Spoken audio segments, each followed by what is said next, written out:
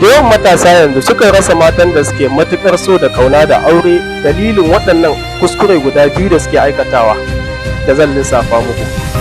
Abu na farko shine misali zaka samu idan mutum ya ga yarinya yana son ta, ya ji a ran shi cewa yana so ya mallaki yarinyar nan ko kuma yana so ya aure ta. Kuskuren da mutum yake aikatawa na farko shine zaka ɗauki kusan duka 90% ko 80% na duk tunaninka ka yi investing ma soyayyar da kake yi ma yarinyar nan.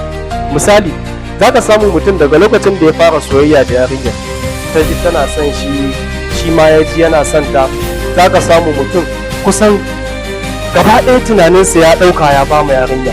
Kai ne kana tunaninta da safe, kana tunaninta da rana, kana tunaninta da daddare, kullum ka cinkushe kwakwalwarka ka hana kwakwalwarka ta yi wani tunanin wani abu da za ka yi wanda za ka taimaki rayuwarka, wanda za ka samu ci gaba, wanda za ka samu ka inganta rayuwarka.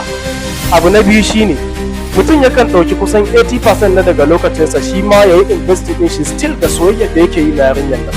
Misali za ka samu mutum ya ba shi da wani lokacin kansa, ba shi da wani lokaci da zai yi nutsu ya yi wani abu da zai taimaki rayuwarsa.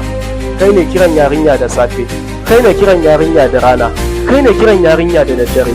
To wannan shine babban kuskuren da mutane suke aikatawa. Ƙarshe za ka samu an ɗau tsawon lokaci kuna soyayya da yarinya, at least shekara ɗaya shekara biyu kuna soyayya da ita, za ka buɗe idon ka ga babu wani abu da kai a cibin na rayuwarka.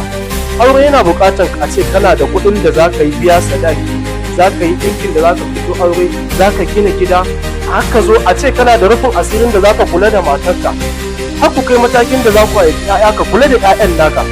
So amma ka mai da hankalinka akan soyayya, ka manta da cewa lokacin da ka ga yarinyar nan ka ji kana son ta, kana so ka aure ta, babban abin da ya kamata ka fara yi shine ka nutsu ka gina rayuwarka, ka kalli abubuwa masu mahimmanci da za ka yi wanda za su taimaka ma rayuwarka ka samu ci gaba, haka kai matakin da za ka iya auren yarinyar.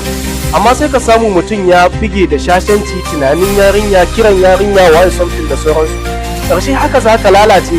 Daga ƙarshe a zo a samu irin mutanen nan da ake cewa late comer, waɗanda already sun riga sun shirya, sun yi ma rayuwarsu duk wani abu da ya kamata su zo su yi maka awon gaba da yarinyar. Ƙarshe ka zo kana ta yau da rai ka ko an samu ko kaza kaza. So wannan shine babban abin da yake faruwa, yake jawo matsala. Allah ya samu dace.